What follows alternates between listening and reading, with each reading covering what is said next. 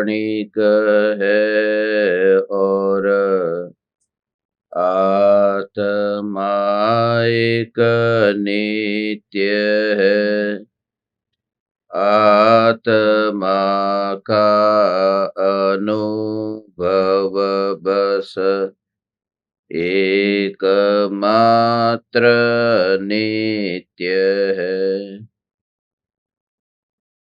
कहा नराज को कर नमन, करो महान यह काज।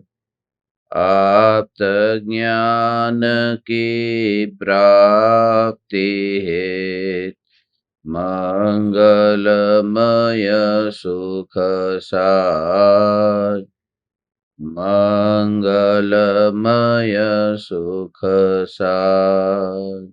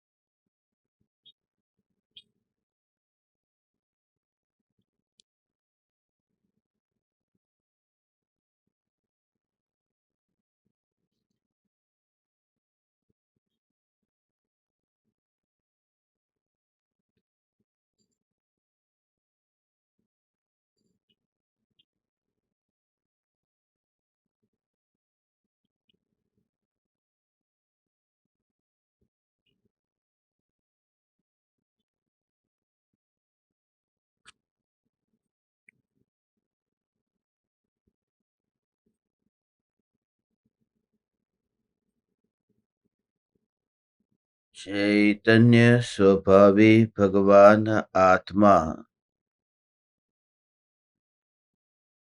स्वयं ही चैतन्य समयसार है। चैतन्य समयसार का प्रतिपादक ग्रंथाधिराज समयसार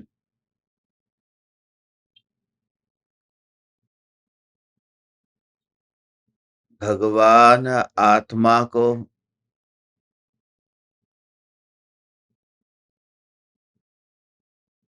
विभिन्न दृष्टिकोण से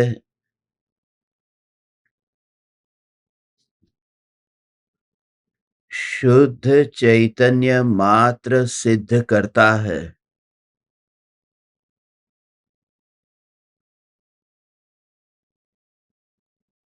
यह भगवान आत्मा अनेक नहीं है, एक है। जो दृष्टि का विषय है, जो ध्यान का ध्येय है, यह भगवान आत्मा आत्मज्ञानी महापुरुषों के द्वारा अनेक नई विवक्षा से समझाया गया है। जैसे चांद एक है, मगर चांद को अलग अलग दिशाओं में से उंगली के माध्यम से दिखाया जाता है। उंगलियां अनेक हो सकती है, मगर चांद एक ही है और मूल प्रयोजन चांद को देखने का ही है, उंगलियों को नहीं। रेलवे स्टेशन पर जाते हैं तो वहां पर इंडिकेटर बहुत हो सकते हैं। एक ही ट्रेन के लिए बहुत इंडिकेटर है। किसी भी इंडिकेटर को देखना, उसमें भूल नहीं है। तुम जहां पर खड़े हो वहां पर इंडिकेटर को देख लो, मगर असल में पहुंचना तो ट्रेन तक है। ऐसे ही भगवान आत्मा को अलग अलग दृष्टिकोण से समझाया है। मगर जिसमें एकत्व करना है, यह भगवान आत्मा तो एक ही है। महत्वपूर्ण बात यह है कि जैसे कोई व्यक्ति चांद को देख ले तो फिर उसे उंगलियों को देखने की जरूरत नहीं है। जैसे कोई व्यक्ति ट्रेन को देखकर ट्रेन में बैठ जाए, फिर उसे इंडिकेटर को देखने जाने की जरूरत नहीं है। इन्हें देखने की जरूरत नहीं है। इससे बेहतर यह होगा कि ट्रेन में बैठने के बाद में यह याद तक नहीं आती है कि मैं किस इंडिकेटर को देख करके यहां तक पहुंचा हूं। ऐसे ही ज्ञानियों के वचन है, वे इंडिकेटर की तरह है। जिस समय जीव स्व संवेदन प्रत्यक्ष अनुभव को उपलब्ध होता है, ज्ञान में अभेद होकर निर्विकल्प होता है, उस समय पूर्व में सुनी हुई जो वाणी है, जो इंडिकेटर का काम करती है, वह वाणी का विकल्प भी नहीं आता और जीव अंतर में स्थित होता है। वहां शब्दों के ज्ञान की उतनी आवश्यकता नहीं है, उतनी नहीं, रंच मात्र आवश्यकता नहीं है।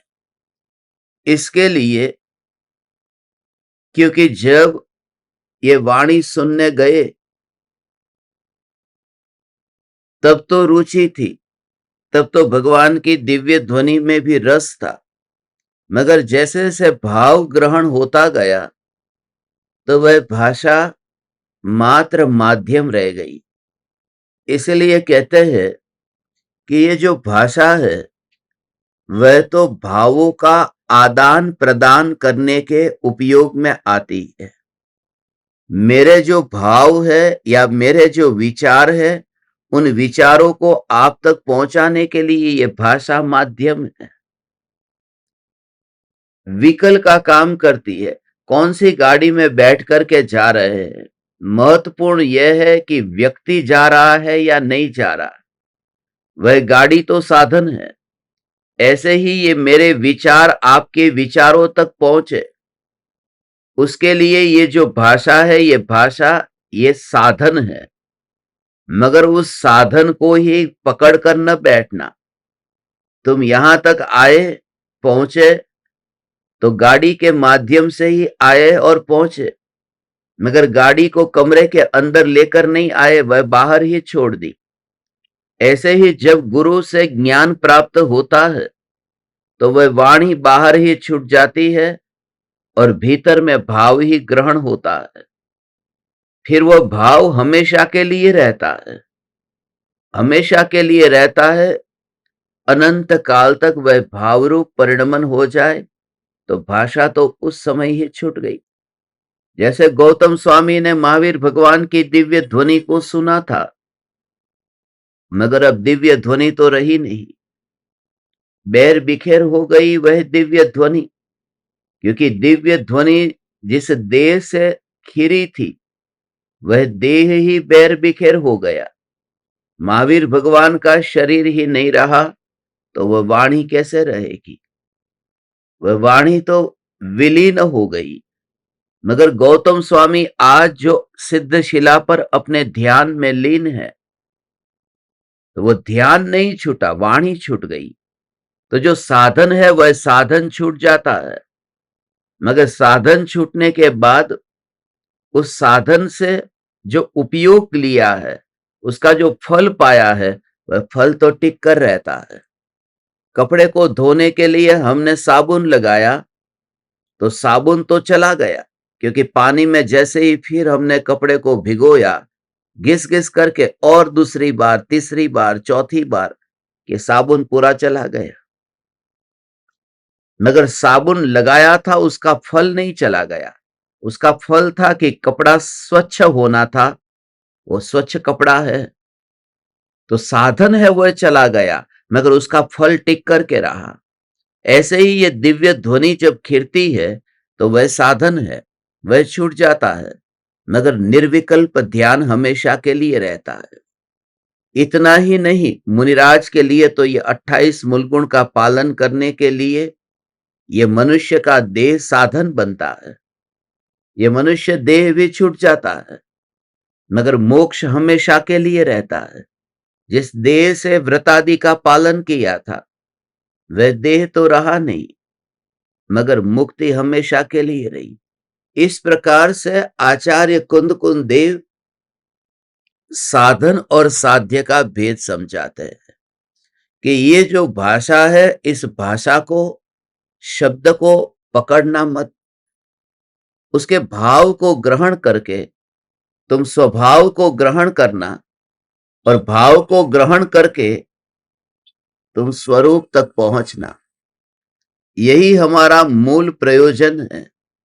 हे चैतन्य परमात्मा, आचार्य कुंद देव आज भाषा के संबंध में अध्यवसान के भाव को समझने के लिए 8 शब्दों के माध्यम से अलग अलग दृष्टिकोण से नई से चैतन्य तत्व के स्वरूप तक पहुंचाएंगे। 271वीं गाथा है।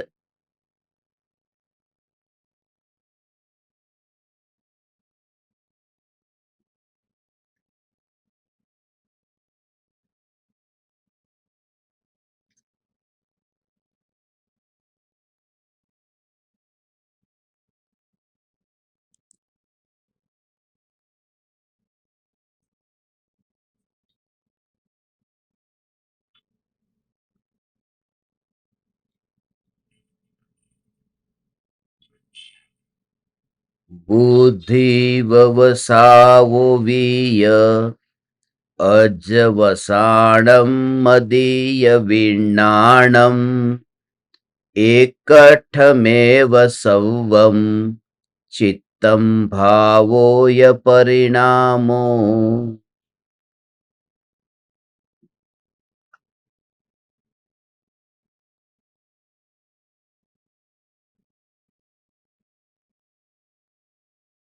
बुद्धि, व्यवसाय, अध्यवसान, मति, विज्ञान, चित्त, भाव और परिणाम, ये सब एकार्थवाची ही है, पर्यायवाची ही है।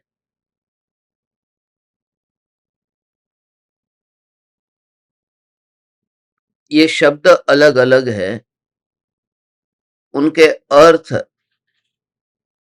एक है। नई पक्ष अलग अलग होने से उन्हें शब्द से अलग अलग बताया है, मगर उनके भावों में भेद नहीं है। अब किस दृष्टि से है कि जैसे एक ही व्यक्ति है, उस व्यक्ति को अलग अलग दृष्टि से कहा जाता है।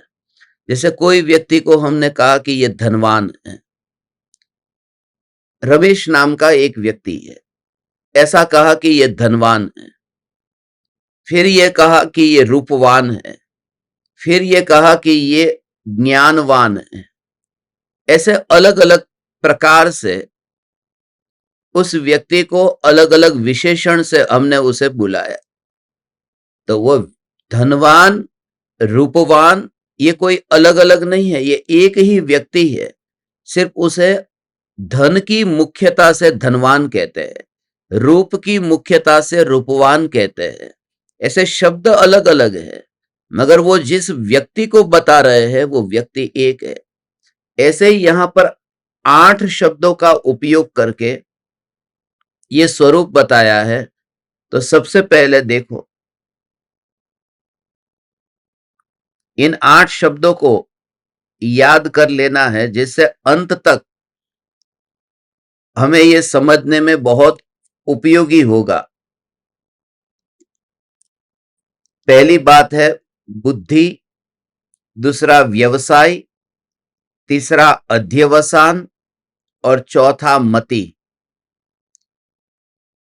ये चार चार के भेद में यदि विभाजन करेंगे तो अच्छी तरह से हमें याद रह जाएगा।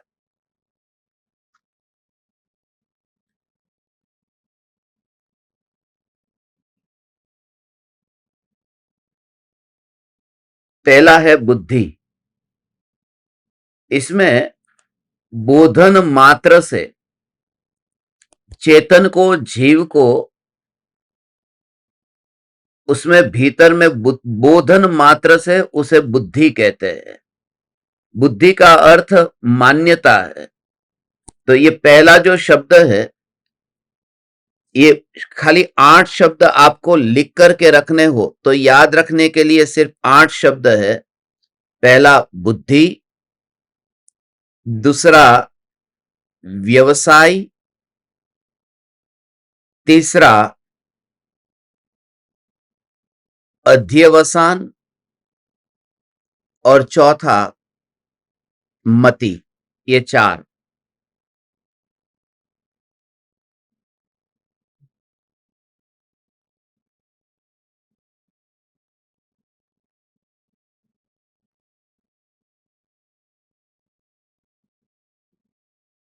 उसके बाद में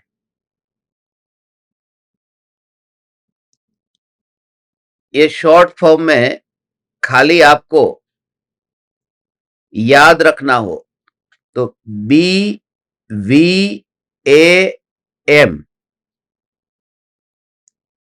आई एम किसी की बीबी, आई एम किसी की बीवी, तो बीवी है ना, BVAM, तो M, BVAM,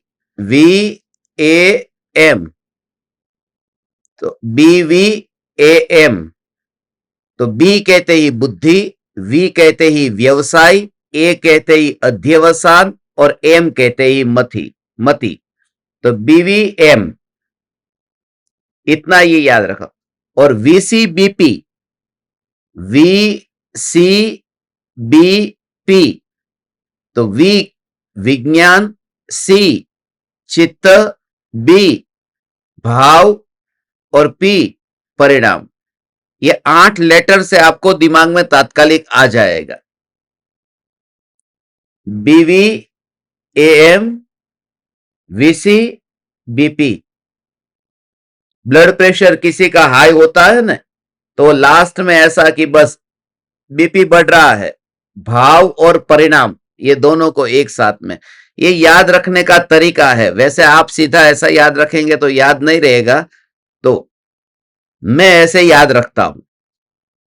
इसके लिए आपको ये बता दिया कि BVAM, VCBP।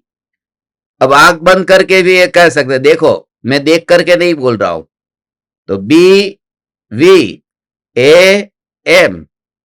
VCBP,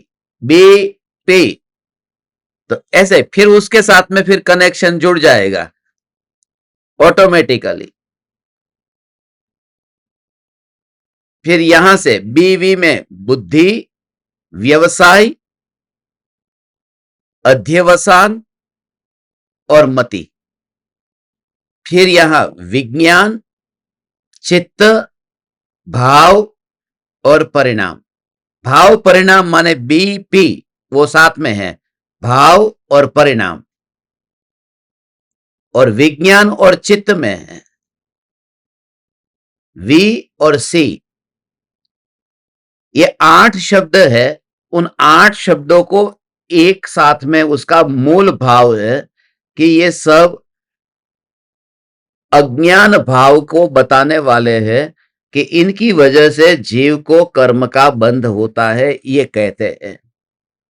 ये स्थूल भाव उसमें यह है कि ये 8 शब्द कहीं पर भी हो कि भाई जीव को, जैसे जीव के भाव है उन भावों के अनुसार बंध होता है, जीव के जैसे परिणाम है उन परिणामों की अपेक्षा से बंध होता है, चित्त जीव का जैसा है उस चित्त की अपेक्षा से बंध होता है।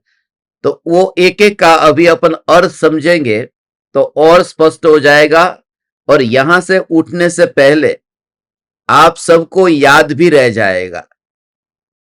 इतने बुद्धिमान है और इतना व्यवसाय करते हैं तो याद क्यों नहीं होगा? व्यापारी है ना आप तो बुद्धि वाले हैं और व्यवसाय करते हैं, तो पहला दो तो याद हो गया। पहला है बुद्धि और दूसरा व्यवसाय। मगर यहां पर उसका अर्थ अलग है। बुद्धि का अर्थ जिसमें बोधन है, जो कुछ न कुछ मानता है, मान्यता के लिए एकत्व बुद्धि, ममत्व बुद्धि, कर्तृत्व बुद्धि, भोक्तृत्व बुद्धि, वो बुद्धि का अर्थ मान्यता के रूप में है, जिसमें कुछ न कुछ फील है, फील होता है ना, वो जड़ नहीं है। तो बोधन मात्र से बुद्धि भगवान आत्मा में है और उस बुद्धि की अपेक्षा से वो बंधन होता है। दूसरी बात कि जो बुद्धि है, वो बुद्धि छद्मस्थ जीवों को ही होती है, अल्पज्ञों को बुद्धि होती है, केवली परमात्मा बुद्धि वाले नहीं होते हैं। भगवान को बुद्धि नहीं होती है। भगवान का अनादर नहीं है, क्योंकि ये बुद्धि जो है वो बुद्धि आत्मा की अधूरी दशा बताना चाहते हैं कि जो छद्मस्त जीव का, इसलिए बुद्धि में भेद होता है। बुद्धि कम है, बुद्धि ज्यादा है, बुद्धि भ्रष्ट हो गई है, ऐसा जो कहते हैं उन्हें बुद्धि आत्मा के ज्ञान की अधूरी दशा है। और ये आठों को समझ करके हमें जो मूल प्रयोजन जो है, जब अंत में पहुंचेंगे आपको इतना भाव आएगा कि ये आठों प्रकार के भेद बता करके भगवान आत्मा को इनसे न्यारा कैसे कहा है, वो आज समझेंगे। तो बुद्धि, मान्यता, फिर वह मान्यता चार प्रकार की होने से उसे वो मिथ्या मान्यता के चार भेद बता दिए। व्यवसाय, जो हमारा उपयोग है, ज्ञान है, वो पर पदार्थों को जानने में खर्च हो रहा है, इसलिए उसका दुरुपयोग हो रहा है, ये घाटा हो रहा है। जैसे बुद्धि हमारी बाहर में दौड़ती है, कहां पर किन किन विषयों में बुद्धि बाहर में बहुत दौड़ती है। और सभी को, बुद्धि वाला तो हर कोई छद्मस्त है। संगनी पंचेंद्रीय जीव में ऐसे कोई भी जीव नहीं है जिनके पास में बुद्धि नहीं है। छद्मस्त जीव के ज्ञान को ही बुद्धि कहते हैं। अभी हमारे पास में बुद्धि, सबकी अलग अलग बुद्धि है। कोई महिला है तो उनको खाना बनाने में कैसे मास्टरी है, उनकी वो बुद्धि है। किसी को व्यापार में बुद्धि है, सब अपने अपने। कोई बच्चा पढ़ता है तो वहां पर स्कूल में, कॉलेज में, तो उसको उसके अनुरूप बुद्धि है। कोई कंप्यूटर का जानता है तो उसकी रूप उसकी बुद्धि है। कोई भीख मांगता है तो भीख भी कहां मांगना, किससे मांगना, सेठ से मांगना, कौन सा सेठ दे पाएगा नहीं दे पाएगा, वह भी बुद्धि है। बुद्धि का अर्थ सिर्फ एक में नहीं कि शास्त्रों को पढ़ता है वह बुद्धि वाला है। तो ये जो बुद्धि है, उस बुद्धि का उपयोग कहां पर हुआ? कि जगत को जानने में उपयोग हुआ, इसलिए वह बुद्धि का दुरुपयोग हुआ है। आत्मा का जो ज्ञान, आत्मा को न जान करके जगत को जानता है। जो बुद्ध की, जो ज्ञान की पर्याय है, वह इंद्रियों का अवलंबन लेकर के जानती है, इसलिए वो बुद्धि में तारतम्यता होती है। और वह बुद्धि मैं नहीं हूं। फिर दूसरा व्यवसाय, व्यवसाय माने व्यापार। जो आत्मा का ज्ञान का व्यापार है, वो व्यापार आत्मा का धन आत्मा में खर्च न होना और जगत को जानने में खर्च होना। जो घी है वो खिचड़ी में नहीं ढला और घी थाली के बाहर चला गया, तो दुरुपयोग हो गया। तो ऐसे ही ये आत्मा का ज्ञान का दुरुपयोग हुआ। भगवान के जो अभिषेक के समय देखा ने कि दूध इतना बहता है, अंततः भगवान की पत्थर की प्रतिमा के ऊपर इतना दूध बहा करके भगवान का जो अभिषेक, तो अंदर से ऐसा लगता है कि इतना ये सब, ये इसकी जरूरत क्या थी?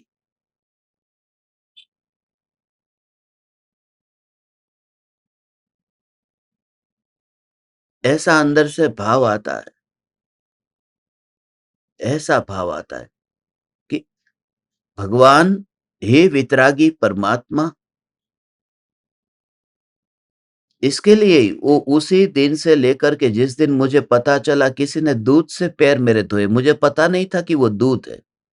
ये क्या था? उस दिन से लेकर के मैंने दूध से पैर धोना नहीं, आपको पैर छूने का मना कर दिया कि इतना लोगों को और जानवरों को इतनी पीड़ा पहुंचा करके ये इसका उपयोग अज्ञानता से ऐसा होता है, पता नहीं है। और मुझे किसी ने कहा, किसी किसी ने कहा कि इसमें तो ये दूध है, तुरंत मैंने उसका त्याग कर दिया। तो कुछ लोगों ने कहा, क्या त्याग कर दिया? आपको तो अपने शिष्यों ने समझाया और आपने त्याग किया। मैं तो शिष्यों के द्वारा समझ करके भी त्याग करता हूं। मैंने शिष्यों से भी सीख लिया न, तुम तो अपने गुरु से भी नहीं सीख पाए। मैं शिष्यों से भी सीख करके पलट गया, तुम गुरु को सीख करके, गुरु से ज्ञान पाकर के अभी तक नहीं पलटे। कम से कम गुरु की तो सुनते, मैं शिष्य से सुन करके भी विचार तो करता हूं कि ये गलत है सो गलत है। और मुझे कोई भी भय नहीं है, मैं तो समाज के सामने, दुनिया के सामने स्वीकार करता हूं कि मैं शिष्यों से सीखता हूं। मैं जिनको पढ़ाता हूं उनसे मुझे बहुत कुछ सीखने को मिलता है। तो बात यह है कि वो जो दूध है, ऐसी जो वस्तु है जो किसी के, दूध है, गन्ने का जूस है, फ्रूट का जूस है,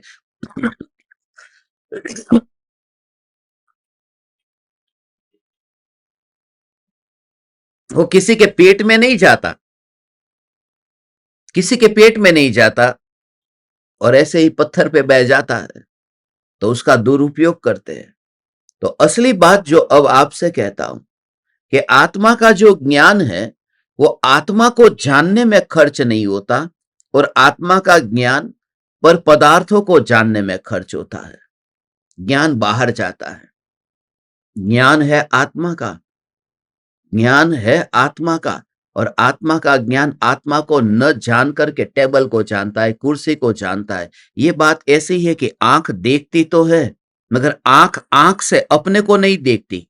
ये देखो, हमारी आंख सारी दुनिया की वस्तु को देखती है, मगर आंख आंख को ही नहीं देखती है।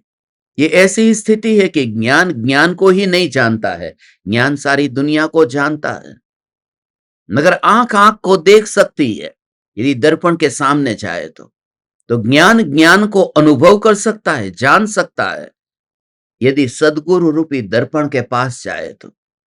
एक ही उपाय है, दूसरा कोई उपाय नहीं है। सीधा आंख आंख को देखे, दूसरा कोई उपाय नहीं है। तो ज्ञान ज्ञान को जाने, उसका एक ही उपाय है कि ज्ञान ज्ञान को तब जानेगा कि जिस समय सदगुरु रूपी दर्पण सामने होगा।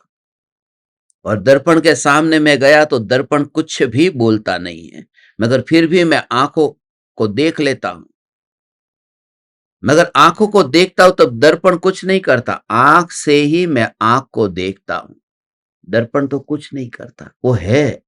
ऐसे ही शिष्य गुरु के पास जाता है तो शिष्य ही अपने को देखता है। गुरु कुछ दिखाते नहीं है, गुरु कुछ भी नहीं करते, गुरु सिर्फ दर्पण की तरह है। ये चैतन्य परमात्मा, ऐसा सत्ता स्वरूप, मैं चैतन्य, मैं चैतन्य, मैं चैतन्य। मगर ये बोध होगा ये गुरु के योग में बैठ करके। और कहीं पर भी जहां से तुझे सत्य का एहसास होता हो, वहां बैठ जाना, वहां सुन लेना, अनुभव कर लेना और समस्त प्रकार के आग्रह से मुक्त होना। उन्होंने ही कृपालु देव को माना है। कृपालु देव को पकड़ करके रखे, उसने तो कृपालु देव को माना ही नहीं है। कृपालु देव की वाणी सुनकर के, तुम्हारा कोई भी गुरु हो, तुम किस व्यक्ति को गुरु मानते हो यह महत्वपूर्ण नहीं है, तुम किनके पास में बैठ करके अपने से कनेक्ट होते हो। तुम्हें अपना एहसास होता है, अपने इटर्नल एग्जिस्टेंस का तुम फील ऐसा फील करते हो कि और जिनके पास में बैठे वहां तुम्हारा मस्तक झुक गया, और उस मस्तक के झुकाने में तुम्हारा कोई भी भाव नहीं था कि कुछ लेना है, देना है। सिर्फ अहो भाव से मस्तक झुक गया। ऐसा भक्ति भाव कर्तृत्व के भाव के बिना आत्मा में प्रकट हुआ, और उस समय भी ज्ञान ज्ञान को अंतर में वेदन करता है। वही अपने को ही अपने को ही अपने को ही अपने को ही वेदन करता है। कोई फर्क नहीं पड़ता। उसका अनुभव अंदर में अंदर में अंदर में अंदर में अंदर में वही होता रहता है, वही होता रहता है, वही होता रहता है। जैसे मैंने शक्कर खाई, मैंने गुड़ खाया, मैंने कोई मिठाई खाई और मिठाई मेरे पेट में गई। वहां मीठा मीठा मीठा सब पेट में गया, और मुझे जो डकार आई, ओड़कार आव्यो, ये डकार आई, डकार आते ही वो मीठी डकार आई, और उस समय मैंने मिर्ची को हाथ में पकड़ करके रखा है, मगर मुझे कोई तीखी डकार नहीं है, मुझे कोई जलन नहीं हो रही है। उसे कहते हैं कि मिर्ची पकड़ करके रखना और शरीर के अंदर मिठाई होना। ऐसे ही ज्ञानी भोगों में रहते हैं, वो पत्नी को छू कर रखते हैं, मगर अंदर में उन्हें जो अनुभव होता है वह ज्ञान ज्ञान। वह रसगुल्ले को चखते हैं, मगर अंदर में अनुभव होता है ज्ञान ज्ञान। ये स्वभाव का अनुभव भीतर होता है, और हे चैतन्य परमात्मा बाहर में वो विचरे उदय प्रयोग होता है। वो अंदर का हा हा हा हा हा हा हा हा, ऐसा सेपरेशन फील हो, ऐसा सेपरेशन की बाहर की क्रिया बाहर में और अंदर अंतर में, और दोनों का कोई कनेक्शन न दिखाई दे, उसी का नाम सम्यक दर्शन है। यह धर्म है, अपने ज्ञान का व्यापार अब बाहर में। इसलिए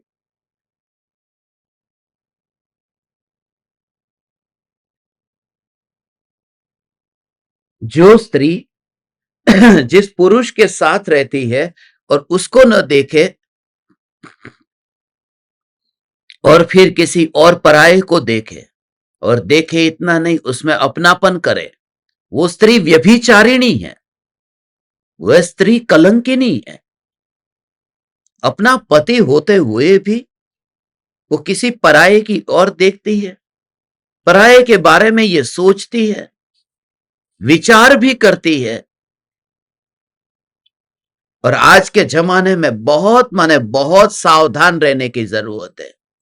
धन्य भाग्य, मैं तो उन्हें सम्राट कहता हूं, उसे सम्राट कहता हूं, उसे चक्रवर्ती जैसा कहता हूं, जिसकी बीवी हो और उस बीवी को किसी पराये पुरुष के लिए भाव न आया हो, क्योंकि बहुत काल नीचा है। शास्त्रों को पढ़ने वाले और पराये पुरुष के प्रति या पराई स्त्री के प्रति ये भाव आत्मा में आना, ये महाकलंक है। उन्हें तो समयसार हाथ में लेने से पहले कुछ और सोचना चाहिए। और मैं ऐसे लोगों को जानता हूं जिनके जीवन में न कोई सदाचार का ठिकाना है, न कोई संयम का ठिकाना है, फिर भी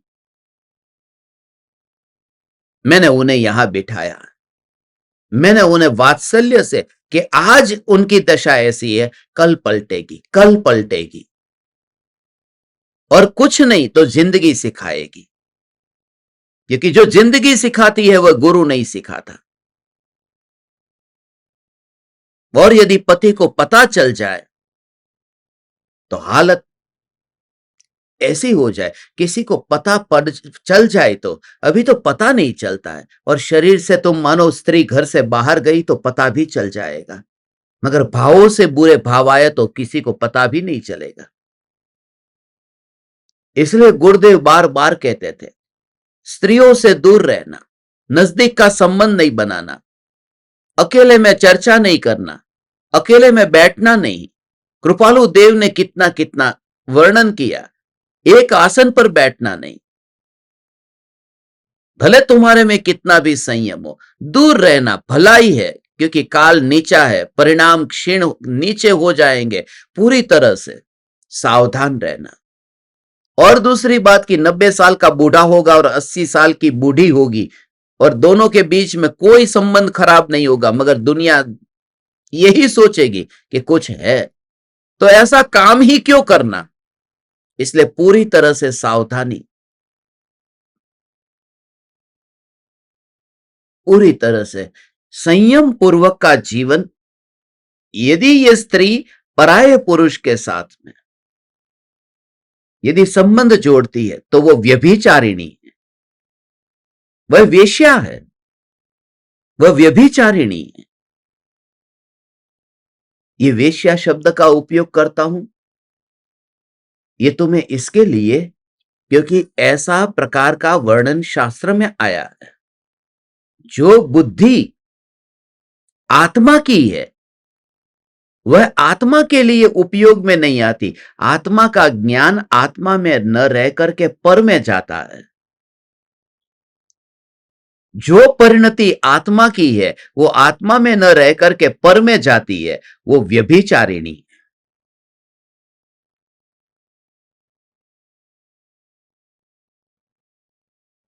कभी ऐसा लगा कि आत्मा को हे चैतन्य परमात्मा, हे चैतन्य परमात्मा, ओ हो, ये स्वरूप का ऐसा भाव व्यवसाय करती है। वो व्यवसाय वो व्यवसाय करती है। ज्ञान की पर्याय पर पदार्थों को जानने में व्यवसाय करती है। तब आत्मा की पर्याय आत्मा को न जान करके आत्मा से ऐसी बेवफा बनती है और पराये के साथ में नाता जोड़ती है।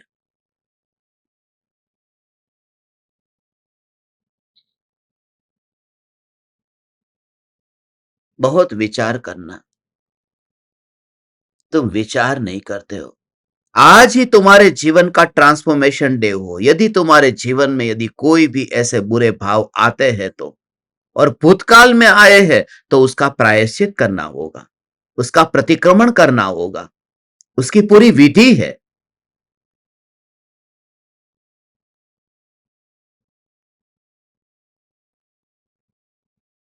ये नाजायज संतान कहिए, विकल्प को राग के भाव को नाजायज संतान कहिए,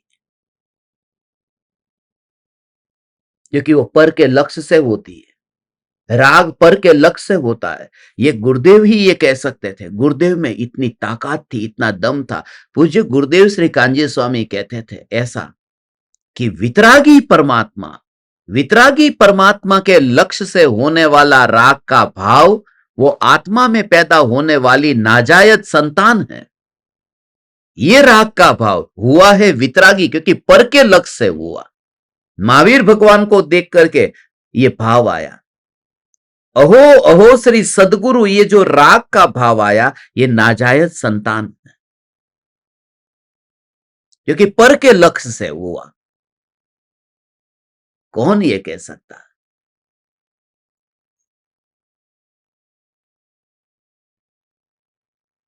और श्रद्धा जो है वो श्रद्धा बहुत बहुत बहुत, हमेशा कहता हूं, सोने के महल को बनने में बहुत समय लगता है और गिरने में चंद लम्हे।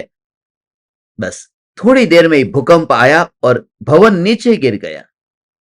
तुमने जो 50 बरस 60 बरस 70 बरस से अपने चारित्र को बचा करके रखा था, एक क्षण में ही बस वह चारित्र भ्रष्ट हो जाएगा। समाज जो तुम्हें अपने आंखों पर पलकों पर बिठा कर रखती थी वो कहीं पर भी फेंक देगी।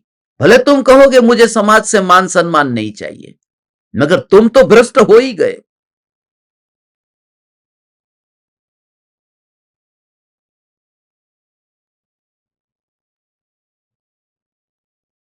बहुत माने बहुत सावधानी। बस अंतर की बात तुमसे मैंने कह दी। बस तुमसे अंतर की बात की। जहां पर संभावना है वहां पर बस मैं आप परमात्माओं से खास कहता हूं, क्योंकि मुनि धर्म की और हमें यात्रा करनी है, हमें आरजी का होना है, इसलिए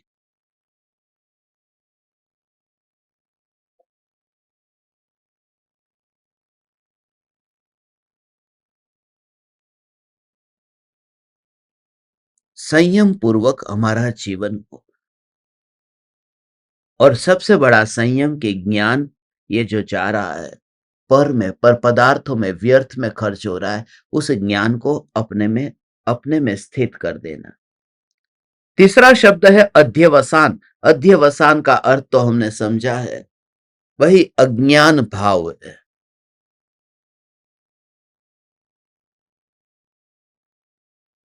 कि ज्ञान है वह उस ज्ञान का, उसके साथ साथ में श्रद्धा की जो विपरीतता है, अंधापन है, वो अध्यवसान है। कुछ दिखाई नहीं देता, आंख का ऑपरेशन नहीं हुआ और जो कुछ भी हो रहा है बस गड्ढे में गिर रहा है, खाई में गिर रहा है। ये अध्यवसान के भाव है। चौथा है मति। मनन मात्र से भगवान आत्मा को, जो मनन मात्र से, उसे मति कहा है।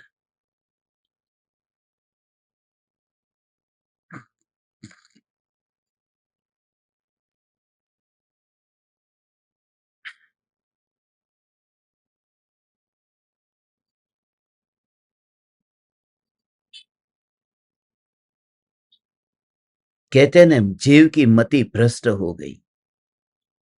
तो मति मर गई है, मत मर गई है। वो मति माने वो भी आत्मा की परिणति की मलिनता है। कि आत्मा में जो परिणति मलिन हुई है, मिथ्यात्व सहित है, ऐसी अनंतानुबंधी कषाय के साथ में उसकी बात है। फिर मति माने मन, जो विकल्प जो चलते हैं मन से, वो कहां कहां के विकल्प चलते हैं। हम जहां पर होते हैं वहां पर होते ही नहीं है, कहीं और जगह पर है। हम बैठे हैं कश्मीर में और विचार चल रहा है स्विट्जरलैंड का। हम बैठे हैं स्विट्जरलैंड में और विचार चल रहा है न्यूजीलैंड का। हम जहां पर होते हैं वहां पर नहीं होते, उसी को कहते हैं मति। मति कहीं और होती है, हम जहां होते वहां नहीं होती। इसलिए वो कर्म बंधन का कारण है। हम भोजन कर रहे हैं और फोन पर बात भी चल रही है, तो खाना खाते समय किससे फोन में बात कर रहे हैं,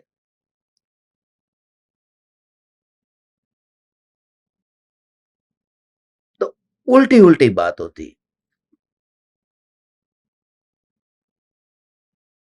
और जब भोजन करते हैं तब दुकान का विकल्प है, दुकान पर बैठे हैं तो भोजन का विकल्प है।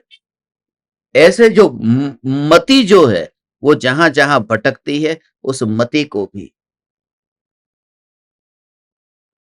बंधन का कारण कहा है।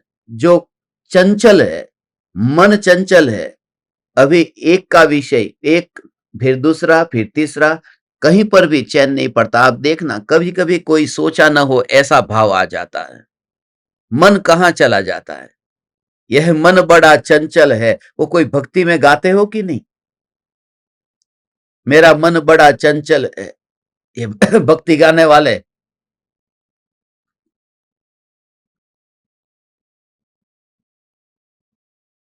तुम्हारा मन चंचल है ऐसा नहीं है, मन का स्वभाव चंचलता है। और लोग आते हैं मुझसे पूछते हैं कि मेरे को मन स्थिर करना है, मुझे क्या करना चाहिए? ये हो ही नहीं सकता। तुम ऐसा प्रश्न पूछते हो, मुझे ऐसी तरंग चाहिए जो उठती ना हो।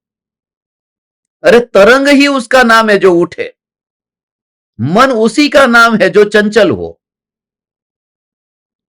चंचलता मिट जाए तो उसका नाम तो अमन दशा है, अमनी दशा प्रकट हुई। तुम्हें ऐसा जहर चाहिए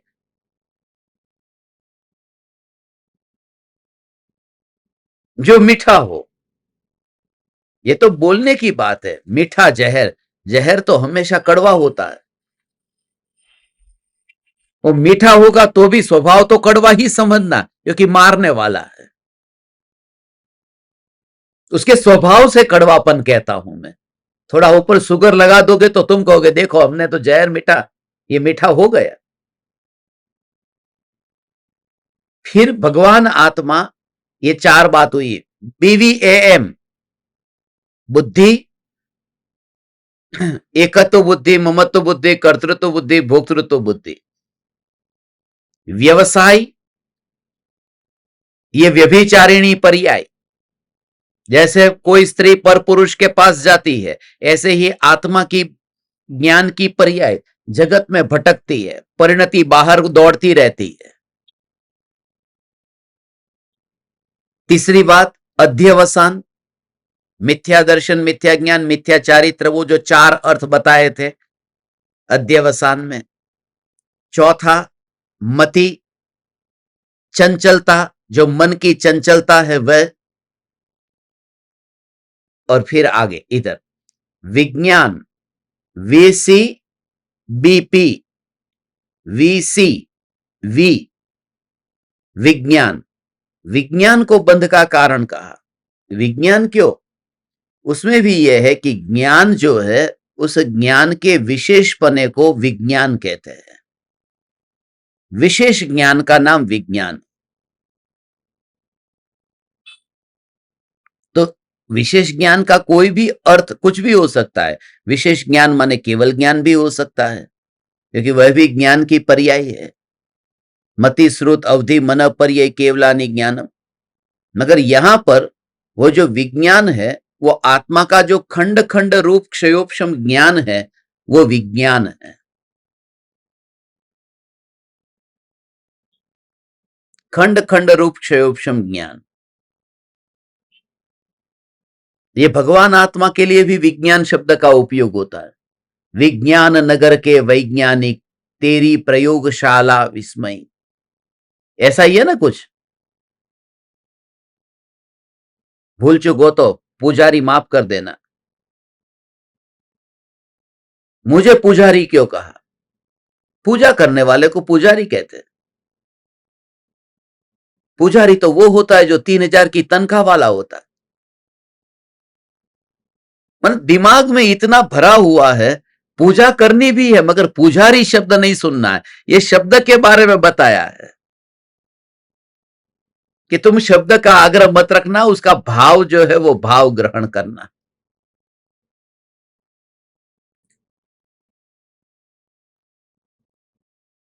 विज्ञान, खंड खंड रूप क्षयोपशम ज्ञान। इसका अर्थ क्या है?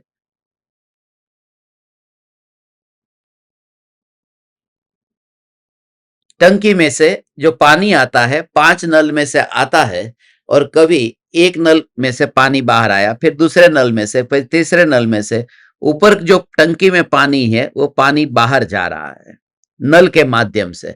ऐसे ये 5 इंद्रिय है, पांचों इंद्रियों के माध्यम से ये ज्ञान का जो उपयोग है ये बाहर जाता है। इसलिए वो विज्ञान जो है वो खंड खंड रूप ज्ञान हुआ। फिर दूसरी बात कि जिस समय में एक ऑब्जेक्ट को जानता हूं उस समय में दूसरे को नहीं जानता हूं। 5 सेंस में ऐसा होता है। ये पांचों इंद्रियों में जब मैं स्पर्श को जानता हूं तो रस को नहीं जानता हूं, गंध वर्ण, ये 5 बाकी के 4 इंद्रियों के विषयों को नहीं जानता हूं। इसके बारे में हमने बहुत पहले लिया, इसलिए डिटेल में नहीं जाता कि टीवी को देखते तब डायलॉग को नहीं सुनते, डायलॉग को जब सुनते तब टीवी को नहीं देखते। ये एक साथ में हो ही नहीं सकता।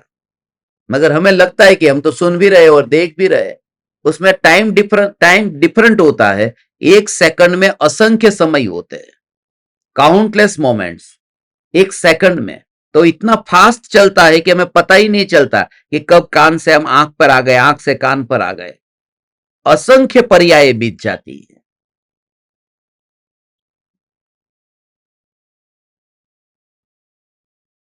तो एक समय बीत जाता है, उसका पता नहीं चलता। एक समय का क्या, हमें तो सारी जिंदगी बीत जाती है, पता नहीं चलता कि अरे बुढ़ापा आ गया।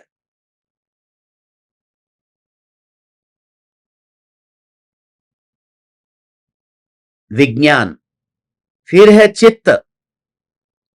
आज की धर्म सभा में मैं आठों को पूछूंगा, तैयार में रहना। हाँ, आपको बता दिया पहले से ही, फिर मत कहना, पहले से ही बोल दिया मैंने। और नहीं आएगा उनको तात्कालिक रिमूव भी करूंगा। એટલે આજનો દિવસ પવિત્ર દિવસ છે। एक तो पूर्णिमा का दिन है, फिर रक्षाबंधन का दिन है, फिर हनुमान दादा का दिन है, शनिवार का दिन है, और साथ साथ में फिर आज सिंगापुर का इंडिपेंडेंस डे भी है और 9 का अखंड अंक भी है। आज का बहुत अच्छा दिन है। तो તમારો દિવસ જો ન બગાડવો હોય, यदि दिन नहीं बिगाड़ना है, तो 8 नाम आप याद करके ही आना। बैठ जाना लिख करके घर पे, अभी सत्संग के बाद में एक एक कोर खाते हुए क्रिया होगी। यहां चित्त भटकेगा, वहां उसी को मति कहते हैं। तुम जहां होते हो वहां नहीं होते, कहीं और जगह होते हो। याद रह जाएगा, मैं गारंटी देता हूं, सभी को याद रह जाएगा। और यहां कोई पार्शियलिटी नहीं होगी। हाँ, फिर बा हो या बापूजी हो, रिमूव माने रिमूव, पहले से ही बोल दिया। 8 नाम है वो, ये 8 नाम आपको, ये विज्ञान, विज्ञान के बाद में है चित्त।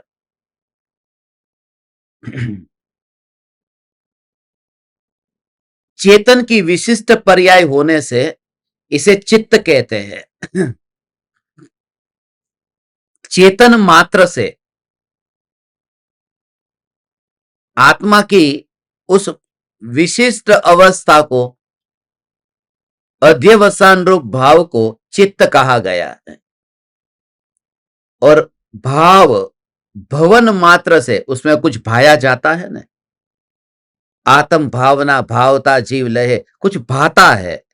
तो ऐसी मेरी ये मंगल भावना है कि आप सभी, मेरी ये मंगल भावना है कि आप सभी का मोक्ष हो, आप सभी को सम्यक दर्शन की प्राप्ति हो, मेरी ये भावना है। तो उस भावना से कोई मेरा मोक्ष नहीं होगा, बंधन होगा। शुभ भावना है ना।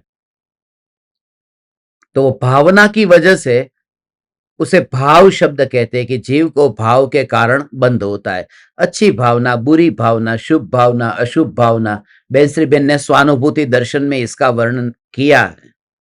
शुभ भावना, भावना फड़े कि न फड़े, किसी ने प्रश्न पूछा, भावना फलित होगी या नहीं, हो सकती है या नहीं हो सकती, तो उसका अर्थ वहां पर बताया, वहां से जान लेना।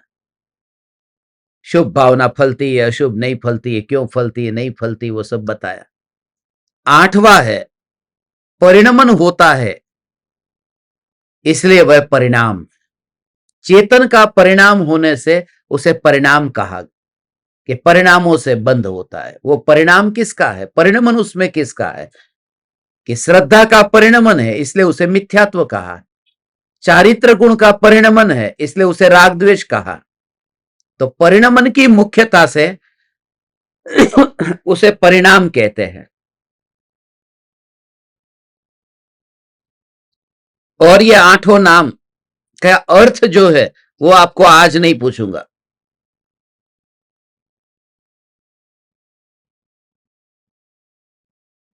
टेबल के ऊपर, टेबल पर जितनी शक्ति हो ना उतना ही वजन रखते हैं ना। 2 किलो सहन करने की शक्ति और 10 किलो रखोगे तो टेबल टूट जाएगा। और मैं 8 की डेफिनेशन एक साथ में पूछूंगा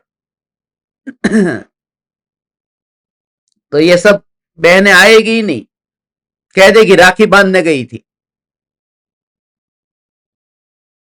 इसके लिए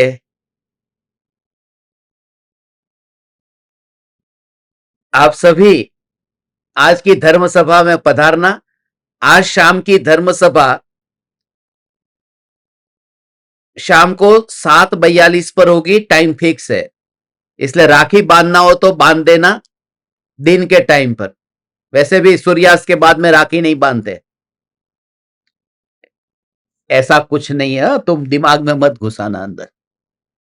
ये राखी बांधना ये गृहीत मिथ्यात्व है। वितरागी भगवान ने जैन धर्म में राखी बांधना है ही नहीं।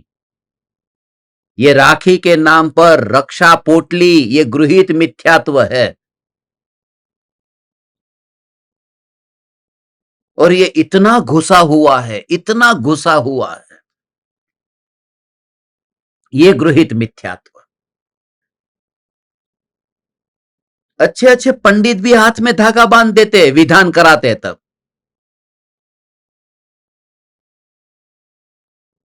सनातन दिगंबर जैन धर्म की जय, लाओ हाथ इधर आगे।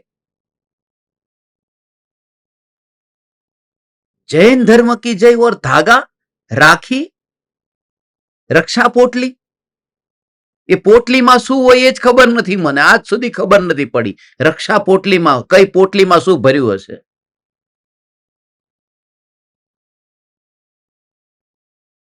ये सब विधि है ही नहीं।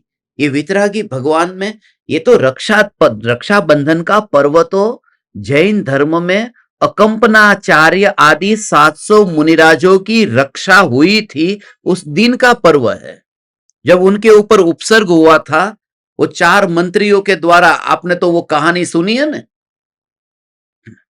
2 उपसर्ग उस दिन दूर हुआ था विष्णु कुमार मुनि द्वारा। वह उपसर्ग दूर किया गया। वो श्रुत सागर की वजह से जो हुआ, मुनिराज थे 4 मंत्रियों के साथ में विवाद में भिड़ गए।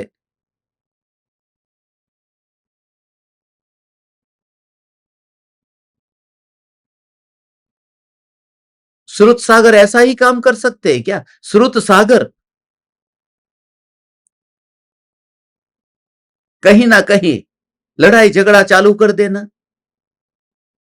और गुरु ने नाम दिया था श्रुत सागर, इतना महान नाम दिया, मगर श्रुत सागर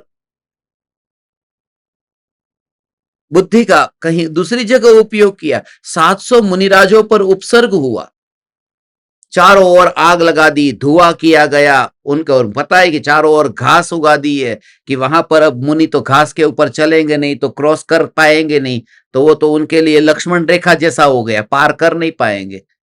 ऐसे टाइम पर उन मुनिराजों पर उपसर्ग दूर किया था। आज का वह दिन है और रक्षा बंधन का है ना। मारने के भाव से तो बंधन होता ही है, रक्षा करने के भाव से भी बंधन ही होता है, उसको रक्षा बंधन कहते हैं। रक्षा मुक्ति थोड़ी कहा है, रक्षा बंधन कहा ने। और लोग बंधन को सेलिब्रेट कर रहे हैं, रक्षाबंधन मनाने जा रहे हैं। बंधन का सेलिब्रेशन, सेलिब्रेशन तो मुक्ति का होता है।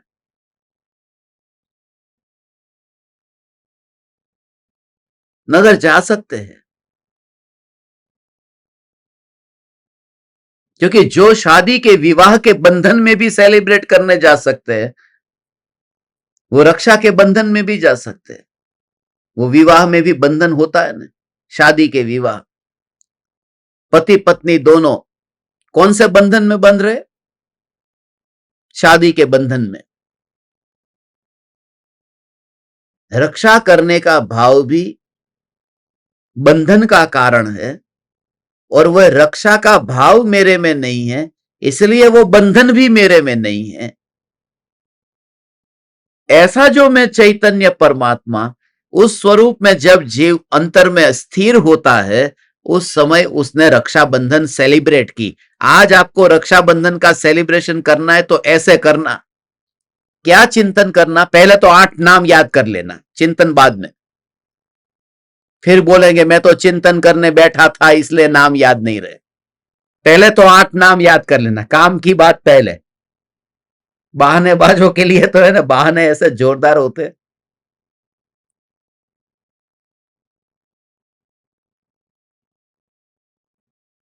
फिर ये चिंतन करना कि जिसमें रक्षा का भाव नहीं है, मैं वह तत्व हूं, और जिसमें रक्षा का भाव नहीं है वहां पर बंधन भी नहीं है। मैं किसी जीव जंतु को मारता हूं तो पाप बनता है, और मैं जीव जंतु की रक्षा करता हूं तो पुण्य बनता है। एक में लोहे की हथकड़ी बनती है, एक में सोने की हथकड़ी बनती है, मगर मैं दोनों में बंधता हूं, मोक्ष नहीं होता है। मोक्ष तो मेडिटेशन से होता है, जो भगवान अभी कर रहे हैं। भगवान की मूर्ति को देखते, कृपालु देव के चित्रपट को देखते, वो मेडिटेशन वाला चित्रपट है। वो चींटी कीड़े मकोड़े को बचाने कोई पांजरा पोल खोल करके नहीं बैठे थे कृपालु देव। कृपालु देव ने गौशाला नहीं खोली थी। कृपालु देव वहां पर बैठे, वो हमें ये बताते हैं कि ऐसी स्थिति से ही तू छूट सकता है, दूसरा कोई उपाय नहीं है। और रोज हम कृपालु देव के दर्शन करते, मगर सोचते नहीं है। और आश्रम में, पांजरापोल में, गौशाला में, इसी में, इसमें कितना करते हैं। मैं उसकी निंदा नहीं करता हूं, क्योंकि वह काम भी तुम नहीं करोगे तो और कहीं पाप में पड़े होगे, फिर दुकान पर बैठ करके दूसरे की जेब काटोगे। इससे बेटर यह है कि ठीक है, अच्छा पुण्य का काम तुम कर रहे हो, मगर उसमें धर्म माना तो मिथ्यात्व है, महापाप है। धर्म तो मानना ही नहीं। ठीक है,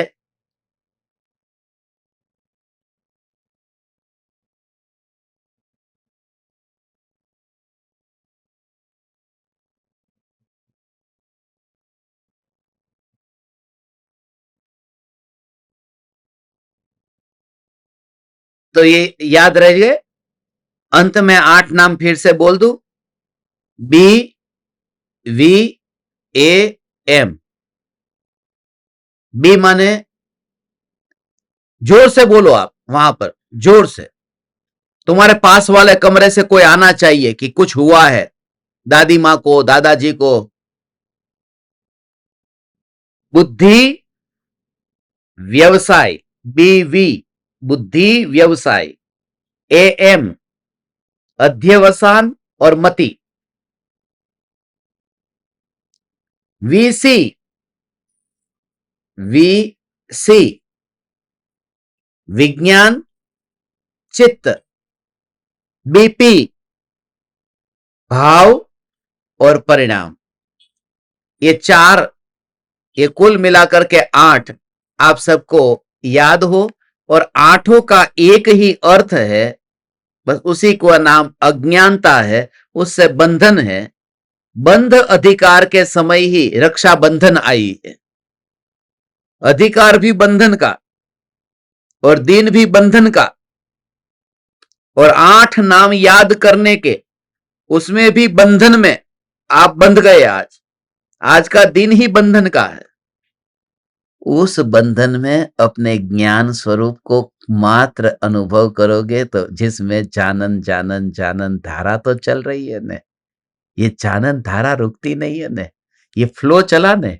मैंने टेबल को जाना, फिर कुर्सी को जाना, तो जानना एक जगह ठहर नहीं गया ने। ये गंगा बहती रही ने, नए नए ऑब्जेक्ट को जानती है, माने ज्ञान आगे चल रहा है ने। इस नदी के पानी को किसी ने बांधा ही नहीं है, इस पानी को बांधा ही नहीं है, ये बह ही रही है। यहाँ चेक डैम नहीं है, यहाँ पर बंधन है ही नहीं। तो ऐसा फील करते हुए स्वभाव को मुक्त अनुभव करना भगवान, ये पूरा सत्संग का सार है और यही हमारा प्रयोजन है। आज शाम की धर्म सभा नेपियन सी रोड पर होगी। दरिया महल बिल्डिंग है, ओम दरिया महल में। तो जो मुंबई रहते हैं उनके लिए मैं एड्रेस भेज दूंगा। आप सब सत्संग का लाभ लेना। आप परमात्माओं को अनंत अनंत प्रणाम। चैतन्य समयसार, चैतन्य समयसार, चैतन्य समयसार।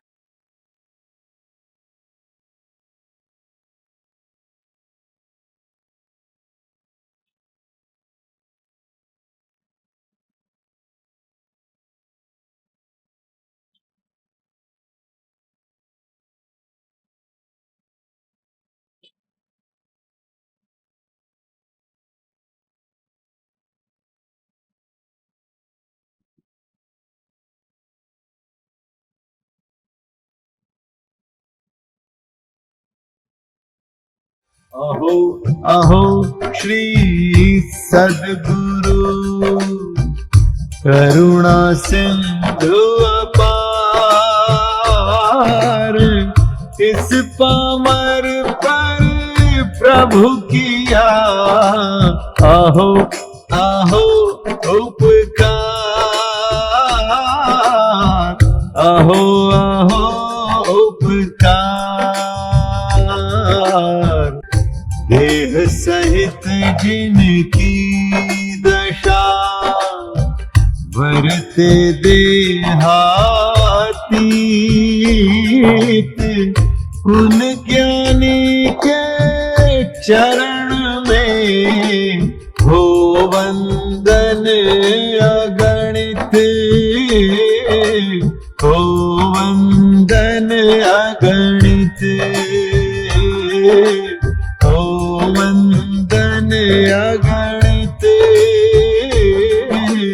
हो वंदन अगणित।